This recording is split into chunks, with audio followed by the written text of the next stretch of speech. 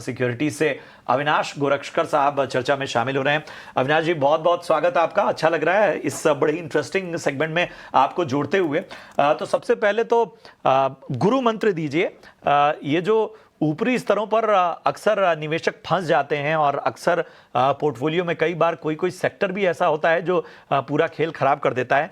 तो किन किन बातों का विशेष रूप से ध्यान रखना चाहिए और कितना समय देना चाहिए? क्योंकि अक्सर हम लॉन्ग टर्म बात तो करते हैं, लेकिन कई बार बड़े लंबी अवधि तक अगर आप किसी पोर्टफोलियो को ठीक तरीके से रिव्यू ना करें तो नुकसान का दायरा या एक दायरे में फंसे रहने का जो पूरा सिस्टम है वो लगातार चलता रहता है।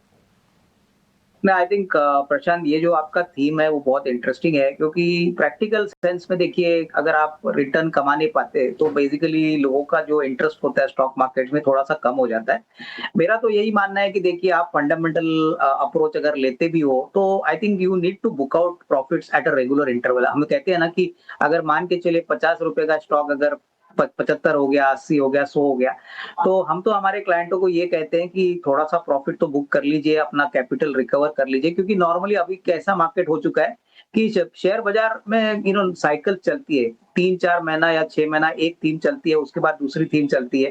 क्या होता है कि पुराना शेयर जो होता है उसमें इंटरेस्ट निकल जाते हैं और वापस बिकवाली का प्रेशर आता है। तो इसके बीच में क्वार्टरली नंबर्स आते हैं, मैनेजमेंट की कमेंट्री आती है। तो मेरा तो एक सिंपल फंडामेंटल गुरु मंत्र रूल है कि जब भी आपको थोड़ा सा पैसा बनाने का मौका मिलता है, एटलीस्ट 25-30% आपको अपसाइड मिलता है, तो थोड़ा सा प्रॉफिट बुक कर लीजिए। Try to reduce your average cost, and most importantly उसके बाद एक सिंपल सी बात है कि आपको कैपिटल जितना आपका कॉस्ट कम करना है वो आपको करिए। तो उससे क्या होगा कि आपकी मार्जिन ऑफ सेफ्टी बढ़ेगी। अगर बाजार गिरता भी है तो यू आर सेफ दैट भाई आपने 50% शेयर्स में ऑलरेडी प्रॉफिट बुक किया है, बैलेंस 50% तो आपके काफी सस्ते के एक्विजिशन वाले शेयर्स है। तो इस तरीके से you can ride the trend and you can protect your capital. जी बिल्कुल। अविनाश जी, ये बताइए कि ये जो शेयर्स हैं इनमें पार्शियल प्रॉफिट बुकिंग का सिस्टम क्या है? कब पार्शियल प्रॉफिट बुक करना चाहिए? देखिए, हमारा तो थंब रूल है कि नॉर्मली 20-25% अगर शेयर कोई बढ़ता है तो एटलीस्ट एक 10%, 15% जो होल्डिंग है वो आप निकाल लीजिए।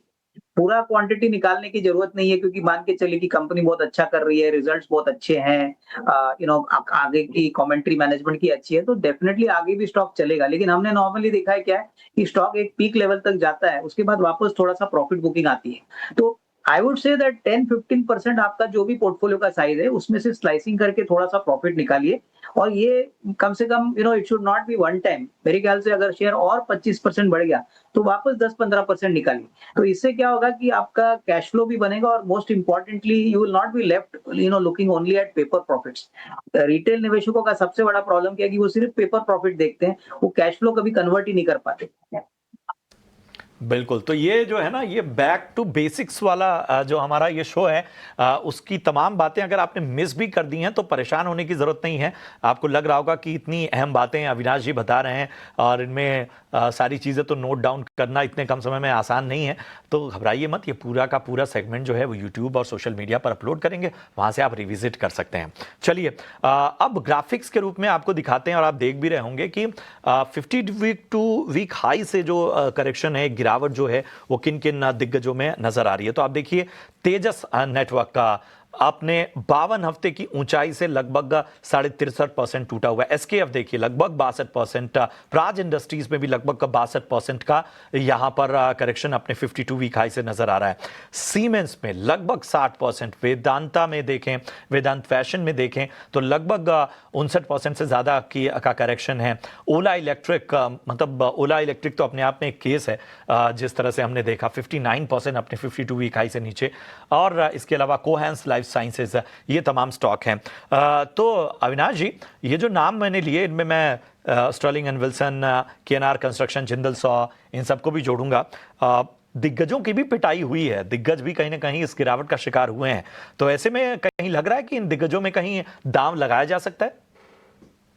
देखिए, पहली बात तो मैं शेयर बताने के पहले आपको यही बताऊंगा कि जिन लोगों ने शेयर्स बेचे ही नहीं है उनको बहुत दुख होता होगा, क्योंकि अभी ऊपरी लेवल से ये स्टॉक करेक्ट हो चुके हैं। हालांकि all these companies are profit making companies. तो नॉर्मली यही होता है रिटेल निवेशकों का कि ये बेचते ही नहीं। और अल्टीमेटली जब नीचे आते हैं तब वो परेशान होते हैं। तो मेरा तो मानना है कि देखिए you have to be very smart and non emotional when you want to book out some profits out of your shares, unless that is done पैसा बनेगा नहीं, क्योंकि ये मार्केट ही ऐसा है। आप अगर 5 साल का व्यू लेके काम करोगे तो पैसा बनेगा नहीं। आपको कम से कम एवरी 2 इयर्स के टाइम फ्रेम में थोड़ा-थोड़ा प्रॉफिट बुक करना है। Of course long term capital appreciation तो इम्पोर्टेंट है, but intermediate sell off is also equally important. अभी ये शेयर जो आपने मेरे को बताया उसमें से एसकेएफ और प्राज इंडस्ट्रीज मुझे लगता है काफी इंटरेस्टिंग बेट्स होंगे। देखिए तेजस नेटवर्क में भी अगर आप जानते हो तो टाटा ने अभी यहाँ पे स्टेक लिया है। तो if you look at the 5G roll out which is going to happen, plus जिस प्रकार का एक्सपेंडिचर आने वाला है, इसमें कोई डाउट नहीं कि कोई दूसरी कंपनी ऐसी नहीं है तेजस नेटवर्क के मुकाबले में अच्छा प्राइसिंग दे, अच्छा प्रोडक्ट दे। तो अगला 1.5-2 साल तो अच्छा रहेगा, लेकिन थोड़ा सा पेन अगर आप सहने की ताकत रखते हो एटलीस्ट 1 और 2 quarters, Tejas network can make good money. Again SKF जो कंट्री का सबसे बड़ा बॉल बेरिंग मैन्युफैक्चरर है, अभी ऑटो में अगर ग्रोथ आता है जीएसटी कट्स के बाद तो बेरिंग की कंजम्पशन तो जरूर बढ़ेगी, ओईएम सेल्स बढ़ेगी, और एमएनसी कंपनी है तो डेफिनेटली बाउंस बैक करेगी। प्राज इंडस्ट्रीज की मैं अगर बात करूं तो कंट्री का सबसे बड़ा एथेनॉल मैन्युफैक्चरर है। एथेनॉल का जिस प्रकार से गवर्नमेंट ने एक्सपेंडिचर प्लान किया है, देखिए ऑलरेडी क्रूड के प्राइसेस सॉफ्ट हो चुके हैं, तो थोड़ा बहुत इफेक्ट एथेनॉल पे आया है, but government wants to promote ethanol in a big way. तो दो तीन शेयर जो ये है, यहाँ पे अगर आपको लंबी अवधि के लिए पैसा लगाना है तो आप एटलीस्ट एक थोड़ा थोड़ा अमाउंट आप यहाँ पे एलोकेट कर सकते हो, क्योंकि जब बाउंस बैक आएगा तो मुझे लगता है कि शायद जनवरी टू मार्च के क्वार्टर में आपको दिखना चाहिए, क्योंकि business is improving, volume is improving, and obviously these are all very good managements. इनके मैनेजमेंट भी बहुत अच्छे हैं, ऐसा नहीं कि कोई ऐसा मैनेजमेंट है जिसने डिलीवर नहीं किया है। तो थोड़ा समय आपको यहाँ पे देना पड़ेगा। हालांकि ऊपरी लेवल से ये गिरे हैं तो आपको वो पॉइंट ऑफ व्यू से काम करना है कि इसमें जल्दी अपसाइड नहीं मिलेगा, बट अगर आपको अभी खरीदेंगे तो आपको सस्ते भाव में अच्छा बिजनेस मिल रहा है। चलिए, तो याद रखिए 3 अहम स्टॉक इस जो कि करेक्शन का शिकार हुए हैं और जहां पर कहीं ना कहीं एक रिकवरी बहुत बेहतर तरीके से नजर आ सकती है, वो है एसकेएफ, प्राज इंडस्ट्रीज और तेजस। अविनाश जी की राय में, अविनाश जी, ये जो आप बात कह भी रहे थे कि जाहिर सी बात है कि एक टेंडेंसी बन जाती है रिटेल इन्वेस्टर की कि वो कहीं ना कहीं ऊपरी स्तरों पर खरीदारी कर लेते हैं, कब निकलना है ये नहीं सोच पाते हैं। उसके अलावा चूंकि ये बड़ी अहम चर्चा हो रही है, क्या बेसिक फंडामेंटल वक्त वक्त पे चेक करने चाहिए? मतलब कुछ बातें तो आपने बताई, लेकिन अगर मैं मानता हूं कि ये शो जो देख रहे होंगे उसमें बहुत ज्यादा नए लोग होंगे जो ये तजुर्बा पहली बार कर रहे हैं, तो उनके लिए क्या सलाह होगी? किसी कंपनी के फंडामेंटल्स और बाकी पहलू में किन बातों को सबसे पहले ध्यान रखना चाहिए? नहीं, पहली बात तो देखिए कोई भी स्टॉक में एंट्री करने के पहले आपको देखना है कि उस स्टॉक का प्राइस परफॉर्मेंस क्या है। अगर वो शेयर ऑलरेडी 2 गुना 5 गुना ऑलरेडी बढ़ चुका है और उसके बाद आप एंटर करते हो तो आपको अल्फा बनाने का मौका मिलेगा ही नहीं। हम एनालिस्ट है तो हम कोशिश करते हैं कि ऐसी कंपनीज में एंटर करें जो नॉन ग्लैमरस है, नॉन फैशनेबल है, जो कोई बात नहीं करता है।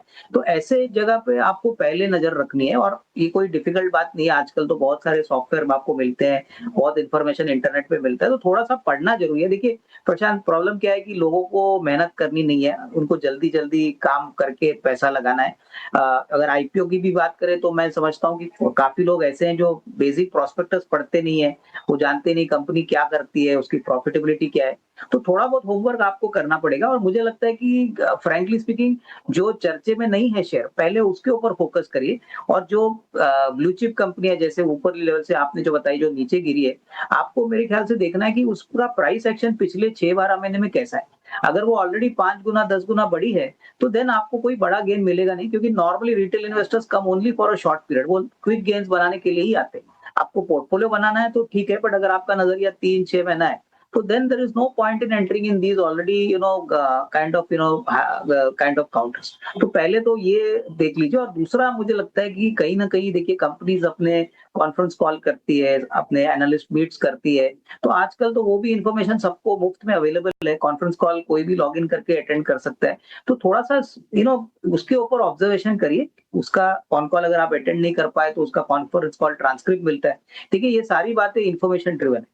तो ये इन्फॉर्मेशन अगर आपके पास है तो आपका जो डिसीजन मेकिंग प्रोसेस होगा वो और भी पहले से अच्छा होगा। तो I think these are the basic things which I think the retail investor should do, but ये जरूरी है अगर, क्योंकि उनका ही हार्ड एंड पैसा है। बिल्कुल अविनाश जी, सही कह रहे हैं आप कि स्टॉक लेना ही एक काम नहीं होता है, बल्कि बीच बीच में फंडामेंटल्स भी चेक करने चाहिए। लेकिन अब नया साल आ रहा है, ट्रेड डील से भी काफ़ी अच्छी उम्मीदें नज़र आ रही हैं। आप बताइए, आप अगले आने वाले समय के लिए कौन सी जो सेक्टर्स है, कौन सी थीम पर फोकस कर रहे हैं, कौन सी है आपकी टॉप पिक्स? देखिए, मेरे ख्याल से टॉप पिक्स में तो हमको सरकारी बैंक्स पसंद है, और एक बैंक जो हमको काफी लगता है बहुत अंडर वैल्यूड है, प्लस यहाँ पे एक इवेंट ट्रिगर भी है, वो है आईडीबीआई बैंक। देखिए, अभी खबरें तो आ रही है कि आईडीबीआई बैंक कोटक बैंक लेगा, अभी ये कंफर्म नहीं है, बट एक बात तो क्लियर है कि इस बैंक ने बहुत काम किया है। मेरे ख्याल से इनकी एसेट क्वालिटी भी ठीक ठाक हो चुकी है, प्लस पूरी तरह से बैंक प्राइवेट सेक्टर को बेची जाएगी, तो ये एक बहुत बड़ा ट्रिगर रहेगा। Third quarter number also will be good. In fact second quarter में भी नंबर्स प्रॉफिट के काफी अच्छे हैं। पिछले साल 7,600 करोड़ का प्रॉफिट इन्होंने किया था, तो मुझे लगता है कि 125-130 का एक नियर टर्म का टारगेट बन सकता है। उसके बाद कौन सा बायर आता है, किस प्रकार से स्ट्रेटेजी बनती है, वो आपको देखना पड़े, but at 100 rupees it looks to be very attractive, तो ये एक फर्स्ट हमारा चॉइस रहेगा। बिल्कुल, तो ये तो थी बैंक की बात, लेकिन आईटी और ऑटो सेक्टर से आपको क्या पसंद आ रहा है? देखिए, ऑटो में हमको महिंद्रा एंड महिंद्रा पसंद है। आपके चैनल पे हमने बहुत बार ये स्टॉक बताया, बट हमको अभी भी लगता है कि इस लेवल पे अगर कोई खरीदता है तो डेफिनेटली जिस प्रकार की पोजीशनिंग इनकी यूवी सेक्टर में है, ट्रैक्टर सेक्टर में है, इलेक्ट्रिक पैसेंजर कार में है, करीबन 4,000 का फर्स्ट टारगेट हो सकता है। बहुत ही वेल मैनेज ग्रुप है, और महिंद्रा ने कोई भी जगह पे कॉर्पोरेट गवर्नेंस का इशू किया नहीं है, तो I think that goes a big way in saying that यहाँ पे कॉर्पोरेट ट्रांसपेरेंसी भी बहुत बढ़िया है। तो एमएनएम डेफिनेटली अगर आप एसआईपी मोड में भी खरीदे तो अच्छा रिटर्न मिलेगा। उसके बाद इन ऑटो कंपोनेंट्स भी लाइक ये कंपनी है श्रीराम पिस्टन्स, ये भी हमारी आपके चैनल पे पहले बताई कंपनी है। करीबन 2560 2550 का रेट चल रहा है। मुझे लगता है कि जो भी ऑटो सेक्टर का ग्रोथ आएगा ओईएम सेक्टर में, रिप्लेसमेंट में, engine components are a very critical part, तो यहाँ पे कंपनी को काफी फायदा होगा। Company basically passenger car, tractor, UV सारे सेगमेंट्स को केटर करती है, और करीबन 516 करोड़ का प्रॉफिट पिछले साल था, इस साल करीबन 600 सवा 600 करोड़ का प्रॉफिट आएगा। तो यहाँ पे करीबन 2900 का एक टारगेट प्राइस लेके यहाँ पे आप बाय कर सकते हो। और फाइनली आईटी में हमको इन्फोसिस पसंद है। देखिए, बहुत लोग कहेंगे कि इन्फोसिस में रखा क्या है, बट आईटी में मुझे लगता है कि पूरी तरह से नेगेटिविटी अभी प्राइसेस में फैक्टर्ड इन है। 1550 1580 का रेट चल रहा है, अभी 1800 में बायबैक भी इन्होंने अनाउंस किया था। मुझे लगता है कि hopefully India US trade deal होती है, जनवरी से ऑर्डर विंस आते हैं, तो करीबन वापस 1700-1800 का टारगेट प्राइस कंफर्टेबली आपको इन्फोसिस में मिल सकता है, तो ये एक अच्छा विकल्प हो सकता है। और फाइनली रियल एस्टेट में हमको अनंतराज पसंद है। देखिए, ये एक ऐसी कंपनी है जो बहुत यूनिक है। रियल एस्टेट बिजनेस तो करती है नॉर्थ इंडिया में, एनसीआर रीजन में, बट इनका डेटा सेंटर का बहुत बड़ा बिजनेस है। स्टॉक ऊपरी लेवल से काफी टूटा है, करीबन 650 पौने 700 रुपए में मेरे ख्याल से इन्होंने एक क्यूआईपी भी किया था करीबन 4-5 मंथ्स बैक। तो इनके पास काफी बड़े इन्वेस्टर्स ऑलरेडी एंटर कर चुके हैं, और plus data centre business is going to be the next big opportunity for them. तो ये भी मुझे लगता है कि अगर आपका नजरिया 12-15 महीना है, तो यहाँ पे भी 675-680 का टारगेट प्राइस मिलेगा। तो ये सारे सेफ स्टॉक्स मैंने आपको बताए, जो मुझे लगता है कि अगर कोई प्रॉपरली इन्वेस्ट करके होल्ड करता है 12-15 महीने के लिए, तो अच्छा खासा पैसा बनेगा।